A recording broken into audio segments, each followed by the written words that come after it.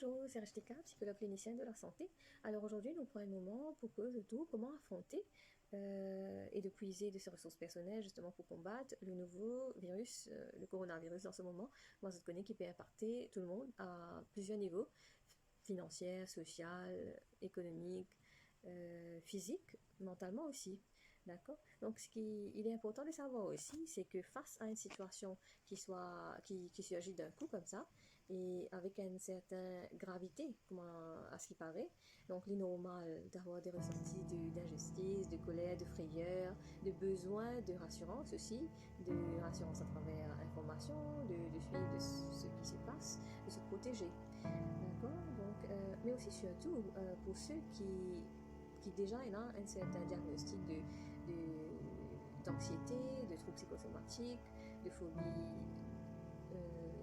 généralisée ou alors phobie sociale par rapport à la maladie, entre autres. Donc, comment gérer le tout, en fait, pour les deux groupes qui m'ont fait mentionner là? Ben, il y a quelques petites choses qu'ils sont capables de faire qui aident nous à promouvoir certaines libertés, tact et copines qu'ils sont capables d'utiliser. Alors déjà, nous entourer avec beaucoup d'informations sur Internet, les médias, mais aussi surtout les fake news en ce moment. Donc, plein de multiples, diverses sources d'informations autour de nous qui rapportent différentes choses à la fois. Donc, les lignes compliquées pour comprendre, pour assimiler, qui peut arriver, mais aussi les capables et la tendance augmente la frayeur qui nous capable de ressentir quand nous trouve tout plein d'images autour de nous. Donc il est très important de faire un tri, donc à choisir un ou deux sources fiables qui sont capables, vous connaissez en tout cas, qui promouvoient ma information correcte et pas exagérée, disproportionnée, comment le dire, que ce soit le site du ministère de la Santé ou alors le WHO, à vous de choisir, et qu'ils stick to it. Donc, ils vous permettent aussi, si vous stick à un ou deux sources d'informations-là, vous connaissez votre progression-là, que ce soit chiffre croissant, décroissant autour de la mortalité, de l'infection, et faire un meilleur suivi en tout cas. Donc, une incohérence en fait dans cette maladie qui peut arriver. D'accord? Et deuxièmement, il est important aussi de remettre les choses en perspective. C'est-à-dire, face à une situation de pression, d'angoisse, il est assez normal aussi qu'il nous plus focaliser vers quelque chose qui ne va pas que sur quelque chose qui va en fait. Par exemple, il y a une salle de 100 personnes, il y en a une personne qui est contaminée, donc au lieu de se dire qu'il y a 99% qui vont bien, mais il nous pousse surtout, mettre l'esprit ou l'énergie vers une affaire qui va faire pour là. Donc, c'est une réaction assez normale qui nous met en place pour assurer notre survie de l'espèce humaine. Mais là, utilisant ces informations-là, alors ce qu'il est capable de faire aussi, de réfléchir. Demandez-vous, est-ce qu'autour de vous, vous connaissez s'il y a quelqu'un qui est infecté? Est-ce qu'il y a quelqu'un qui est décédé par rapport à ça? Si la réponse est non, statistiquement loin, ben, bien évidemment, on a la réponse. Et sa réponse aide aussi à atténuer une certaine difficulté ou alors frayeur qu'ils sont capables de ressentir. Donc, Rewire, une manière de penser, pour permettre nous d'avoir une information et une conclusion quand même cohérente, logique, simple et claire. Troisièmement, il est important aussi vu que ça affecte en fait, il a tendance à affecter les gens qui ont d'autres problèmes de santé, de comorbidité, ou alors et surtout de populations plus âgées, ce sont les enfants et les personnes âgées.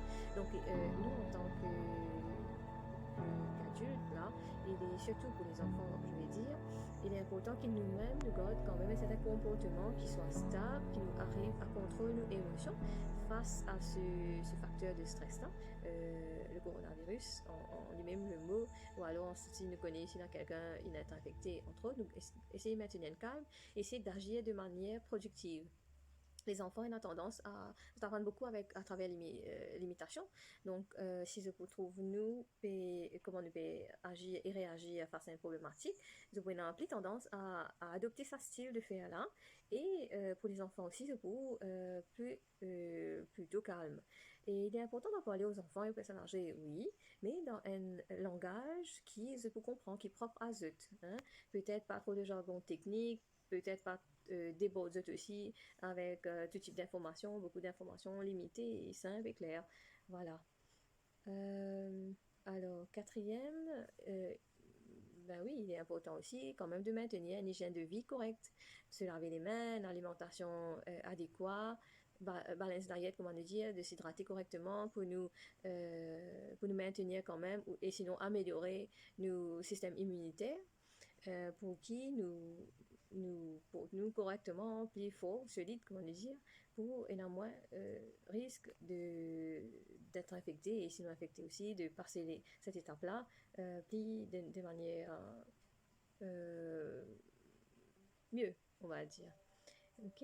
Et comme on dit, healthy lifestyle est applicable aussi, donc, alors là-dedans, de socialiser, de rester connecté quand même.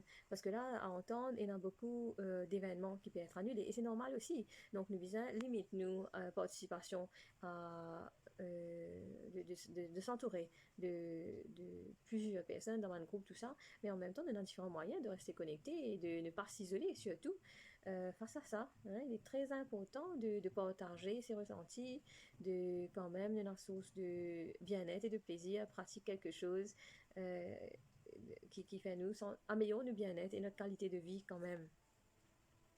Et quatrième, il est important aussi d'avoir un mantra qui soit propre à eux. Par exemple, maman utilise relax, tu peux gérer. Voyez, donc à eux de trouver quelque chose qui marchait pour eux et utiliser ça en cas de nécessité. Et tout le temps, dès qu'ils ont également ressenti peut-être palpitation, picotement, chaleur, bouffée de chaleur, tout ça qui peut venir à la surface, peut-être même une attaque de panique. Donc ça aide en fait à utiliser ce mantra-là. Donc en inspirant, nous dire nos mantras, nous dire voilà, ça va aller mieux, tu peux gérer. Et en expirant, ouf, nous dire voilà, nos difficultés qui nous tiennent là, palpitations, angoisse, frayeur, tout type de pensée qui viennent dans la tête. Donc, les puis aller avec l'expiration.